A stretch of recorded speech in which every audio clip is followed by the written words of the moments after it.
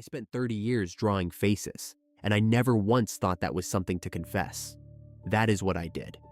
Illustration, editorial work, book covers, portrait commissions, those dense narrative drawings where you have a face in extreme close-up and the whole story of a person has to live in the angle of a jaw, the tension around the eyes, the mouth that is almost smiling but not quite.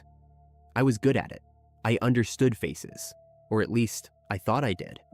It took me until my early 50s to realize I had spent 3 decades drawing portraits of strangers and had somehow failed to see the one face I was looking at every single morning. My own. Not the face in the mirror. The face I was wearing inside. The face I had been assigned. That is what I want to talk about tonight. I am not a therapist. I never trained in psychology. I came to Carl Jung the way I come to most things that matter to me. Through a back door, by accident, because I was looking for something else and stumbled into something I could not leave. I was trying to understand why certain historical portraits felt alive and others felt dead, technically identical, emotionally worlds apart. And someone handed me a copy of Jung's writings on the persona, the mask we wear for the world. And I stayed up until 2 in the morning reading because I kept recognizing things, not in art, in my family. That recognition was the beginning of something that made me very uncomfortable for a very long time. Something I kept picking up and putting back down for years before I was ready to really look at it. And I want to tell you what happened when I finally did. Because if you have ever sat at a family table and felt like you were watching the whole scene from behind glass, present in body, absent in some way you could not name, then I think this matters to you. I think you already know some version of what I am going to say. And I think you have been waiting for someone to say it without either flattering you or dismissing you. I will try to do neither. If you are new here and this kind of conversation is what you are looking for, the subscription button tells the algorithm to send you more of it. I have a great many of these nights where something will not leave me alone until I say it out loud. Let me start with a question I used to be too frightened to ask. Why am I the only one who sees it? That is the question, is it not? You are sitting at a family dinner, or you are on the phone with a relative, or you are watching a family gathering unfold from the corner of the room, and you are watching things happen that seem so clearly dysfunctional, so obviously painful, so transparently false, and everyone around you is performing a kind of collective normality that you cannot access. You cannot get through the glass. You are watching from outside a window that you cannot open. And then someone notices you watching, and suddenly the problem is not what you saw. The problem is you for seeing it. I have been in that place, not once, for decades. And for a long time, I genuinely believed them. I thought, maybe I am the difficult one. Maybe I am the dramatic one. Maybe the problem with this family really is me. That thought kept me up at nights when I was younger. It kept me trying to reshape myself into something more palatable, something that would pass, something that would fit the frame. That thought is not weakness. I want to say that clearly. That thought is the entirely predictable result of being told repeatedly from the time you were old enough to understand language, that your perceptions are wrong, that your feelings are excessive, that the things you clearly see are not really there. But then I read Murray Bowen. Bowen was an American psychiatrist who spent decades studying how families actually function as systems, not as collections of individuals, but as living organisms with their own survival logic. And one of his key observations was something that, when I first read it, I had to put the book down and walk out into the garden and stand there for a while. He said, every family system under stress needs somewhere to put its anxiety, and that somewhere is almost always a person. He called it the identified patient, the family member who is designated, usually without any conscious conspiracy, to carry the dysfunction of the whole system. The person who is labeled as the sick one, the dramatic one, the difficult one, the one who is always causing problems, so that everyone else can feel, by comparison, like they are fine. The person whose existence as a problem allows the system to not be a problem. Because as long as the focus is on them, it cannot be on the truth that everyone in the system is actually trying to outrun. And here is the part that made me have to sit down on a garden wall in the English drizzle. The identified patient is very frequently the most emotionally perceptive member of the entire family, not the craziest, the most awake. I want to hold on this for a moment, because I think this is where it gets complicated in a way that is important.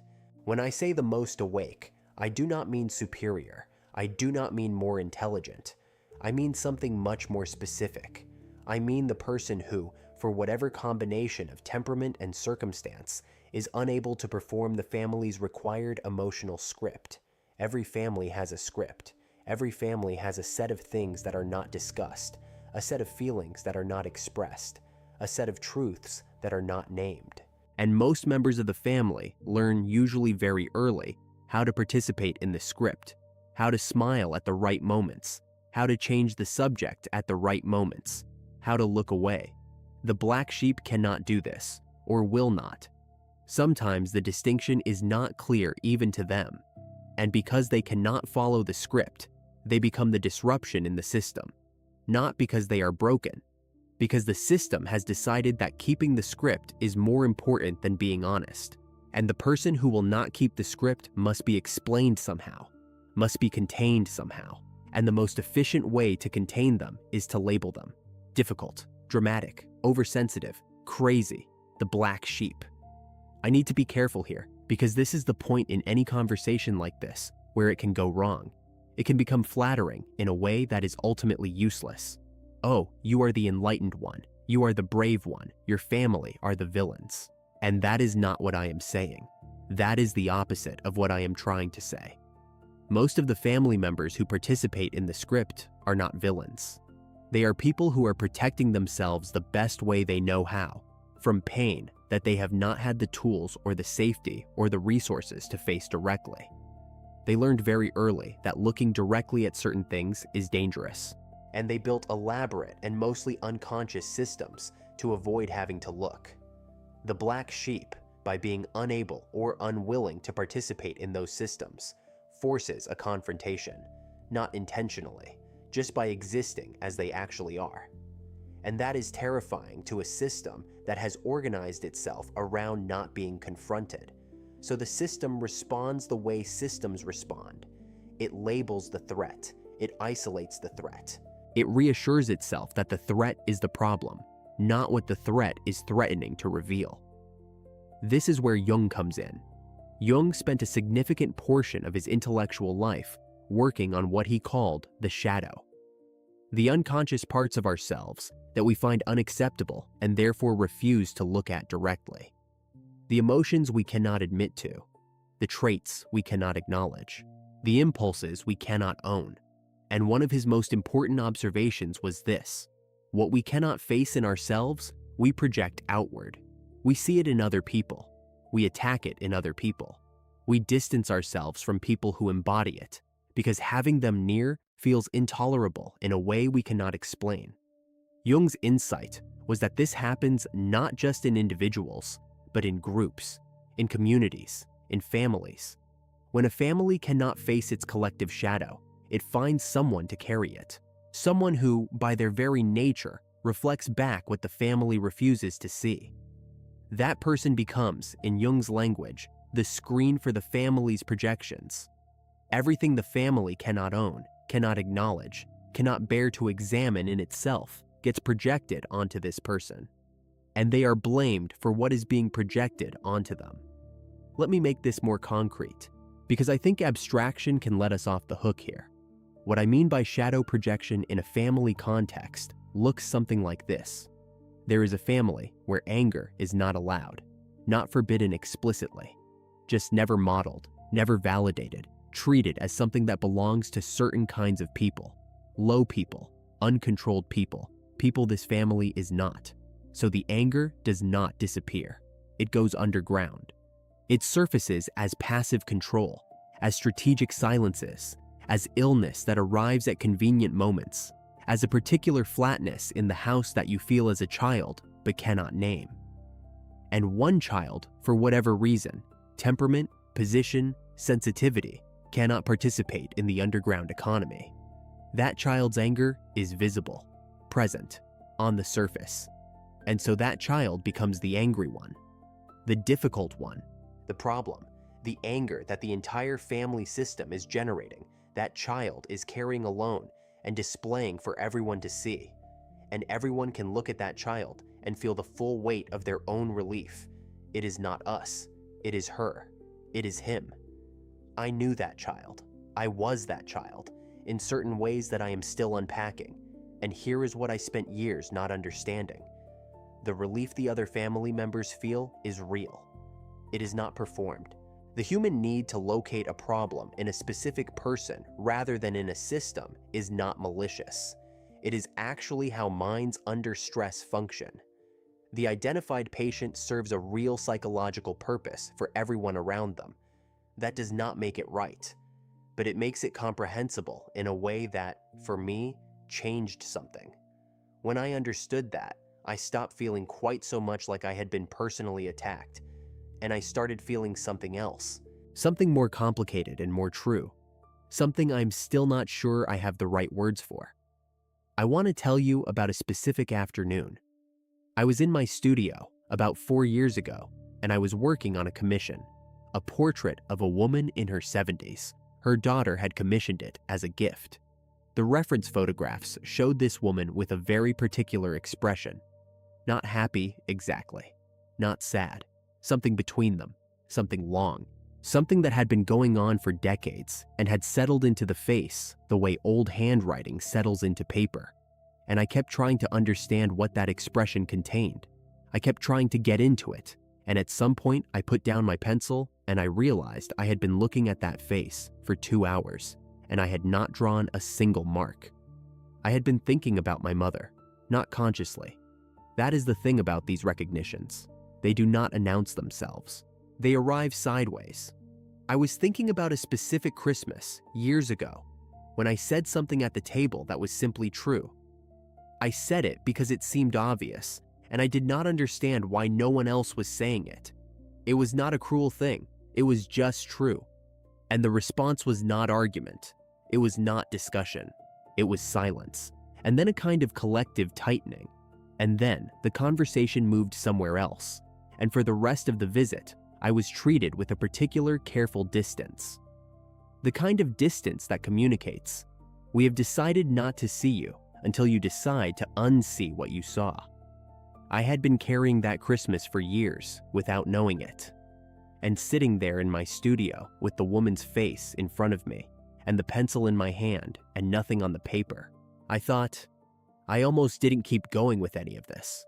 I almost convinced myself it was old history and it was done, and I had worked it out and there was nothing left to excavate. For months before that afternoon, I had been circling around something in my own reading and in my own thinking, picking up books and putting them down, starting conversations with myself and then retreating. There is a particular quality to the avoidance you do inside your own head. It is very quiet. It does not feel like avoidance. It feels like having moved on, but something about that woman's face, something in that long expression behind the composed smile, something in the patience that had its own private quality to it, something cracked it open. And what came out was not grief, exactly.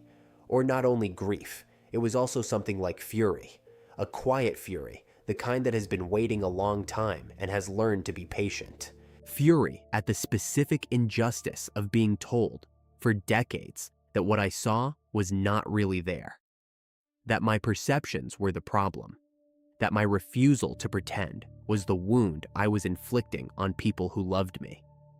I had believed that on some level. For a long time, I had believed it.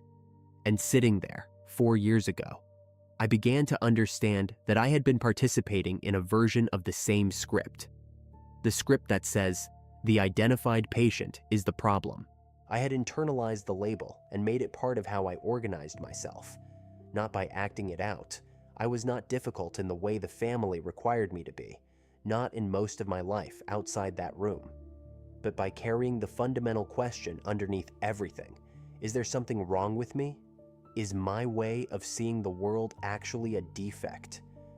That question had shaped a great deal of my life in ways I was only beginning to catalog. Except that. The question itself was the inheritance. Not an accurate perception, an inherited one. And I'm going to tell you what changed when I finally understood that. Not because I think my story is instructive, but because I think the mechanism is, and because I think there is something in it that speaks directly to what Jung was describing when he talked about individuation as the central task of a human life. I want to bring in one more voice here, because I think it adds something that Jung alone does not quite give you. Annie Wright, a marriage and family therapist who has written extensively about what she calls cycle breakers, makes a point that I think is both obvious and revolutionary when you say it plainly. She says, the black sheep is very often the most emotionally honest member of the family. Their emotional responses are genuine, their perceptions are accurate, and precisely because of this, they are pathologized. The family system, in order to maintain its equilibrium, cannot afford accurate perception. Accurate perception of what is actually happening would require change. Change is dangerous to a system that has organized itself around avoidance. So the accurate perceiver must be discredited. That is not a small observation. That is describing something with real clinical weight, something Murray Bowen documented across decades of family systems research, something Jung was circling around with his concept of shadow projection, something that Rebecca Mandeville has named directly as a form of psychological harm, family scapegoating, the systemic use of one member as the repository for everything the family refuses to own. I want to hold the weight of that for a moment, not as victim narrative, as mechanism, as something that can be understood, which means something that can be, eventually and imperfectly and at considerable cost, metabolized. What I am describing is not rare. What I am describing is one of the most common structural patterns in family systems under stress. Which means that if you recognize it, if you are sitting somewhere right now nodding at something I am saying, you are not crazy, you are not dramatic, you are not the problem in the way you were told you were the problem. You are someone who has been assigned a role, and like all roles, it can be understood. And understanding it is the first step towards something that is not the same as being free of it, but is perhaps more honest and more useful than freedom, being conscious of it. This is what Jung was pointing at. He was very precise about something that I think gets softened in the way his ideas circulate in popular culture. He said that the individuation process is not a process of becoming happier, or more confident, or more at peace. It is a process of becoming more whole. And wholeness is not the same thing as comfort. Wholeness means integrating the parts of yourself that were split off, including the parts that were split off because a family system needed them to be somewhere that was not you. And here is what that integration requires. Not the repudiation of where you came from, not the conclusion that your family of origin is irredeemable, not the comfortable story where you are entirely innocent and the system is entirely culpable. It requires something harder than any of those. It requires looking at what is actually yours, not what was handed to you, not what was projected onto you, not the role you constructed in reaction to the role you were given, but what is actually, genuinely, specifically yours, which is much more difficult to find than most people expect, because by the time you start looking, it is buried under considerable accumulated sediment.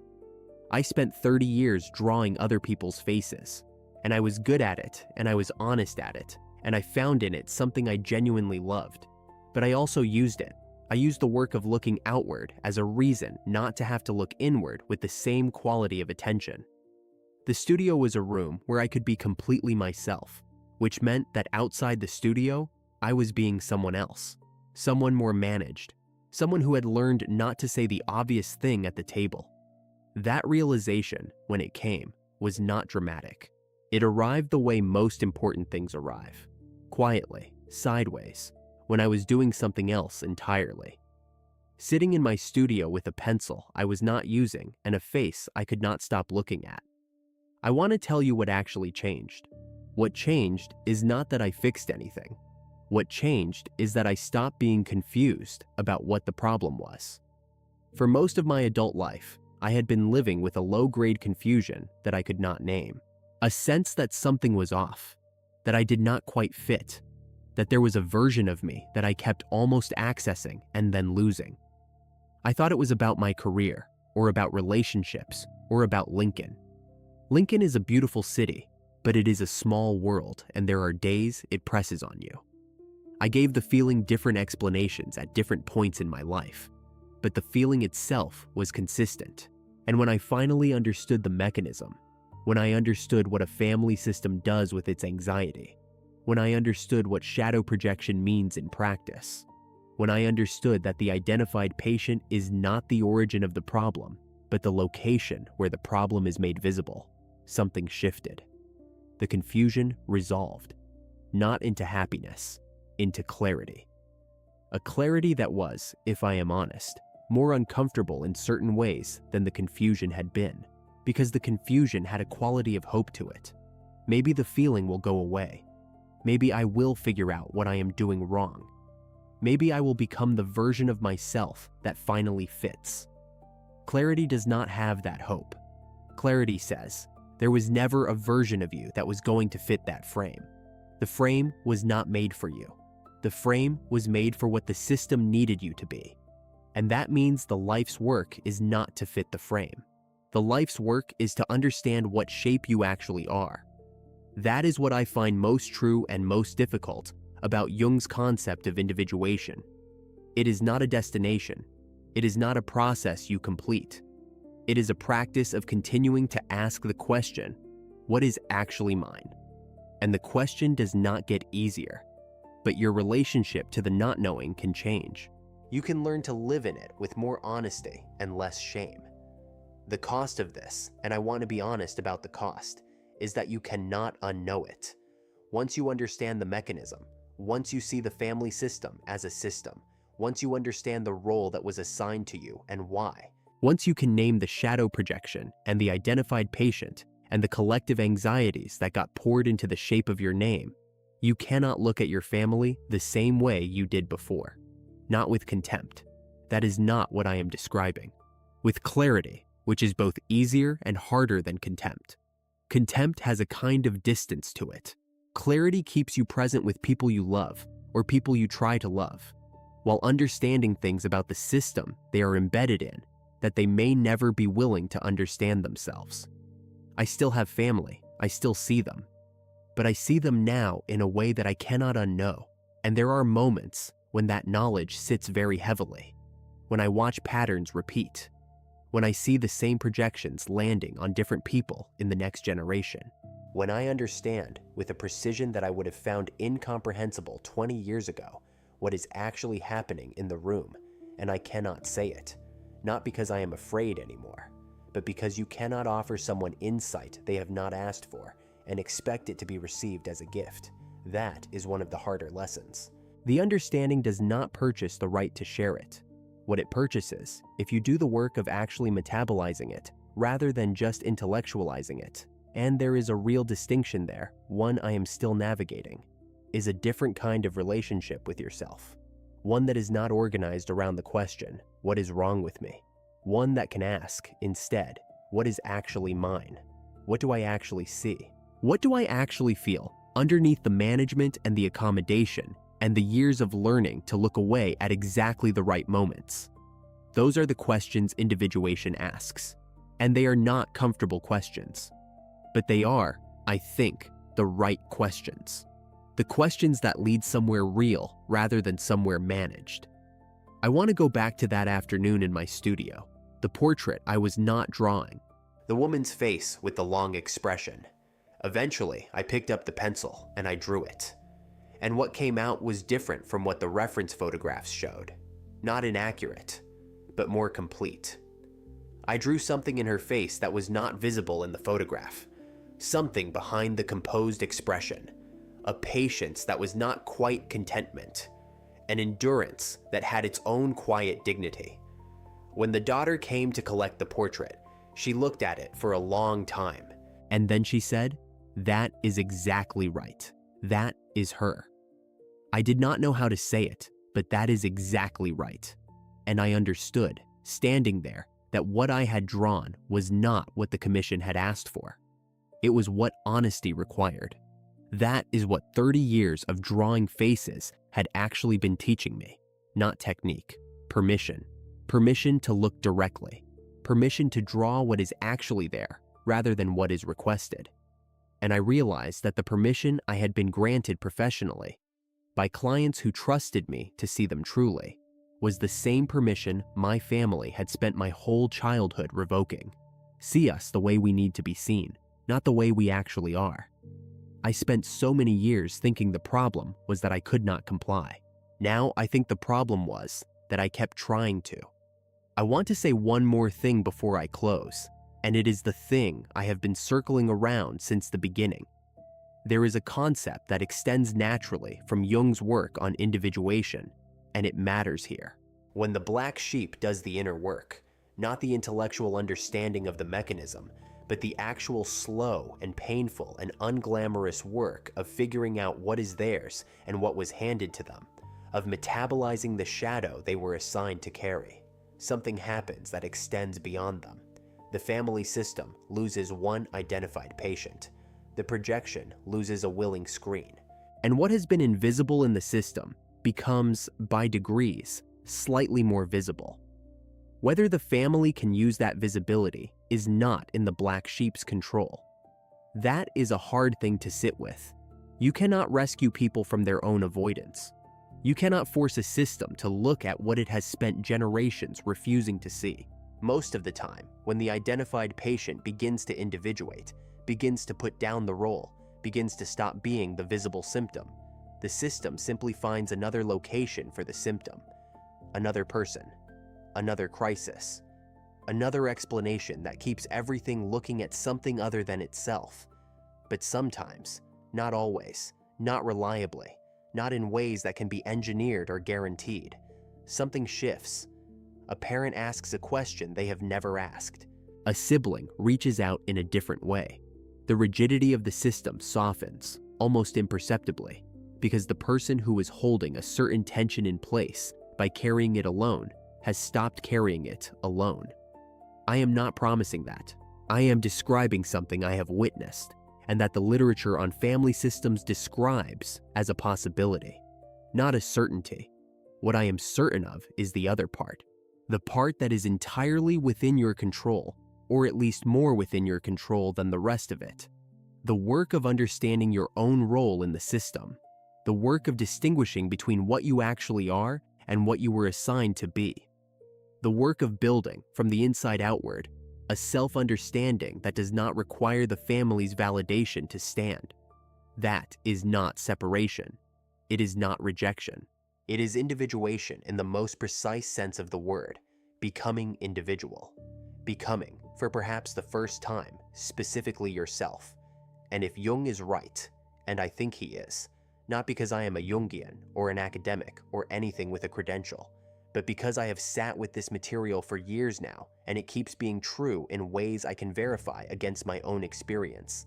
If Jung is right, then that work is the central task of a human life, not the easiest. Not the most comfortable, but the most real. Remember I started by saying that I spent 30 years drawing other people's faces without ever seeing my own? Well, I am still drawing, but I am drawing something closer to what is actually there. That is the only ending I have that is honest. If this conversation gave you something to sit with, super thanks is a way of saying that directly. It tells me this work has a place in the world, and it keeps this channel in a position to continue it. I am grateful when someone uses it, and I want to know, was there a moment where the mechanism became clear to you? Where you understood, maybe for the first time, why you had always felt like you were watching your own family from behind glass? If you are willing to put that into words in the comments, I would like to read it. I read everything. See you next time. Stephen.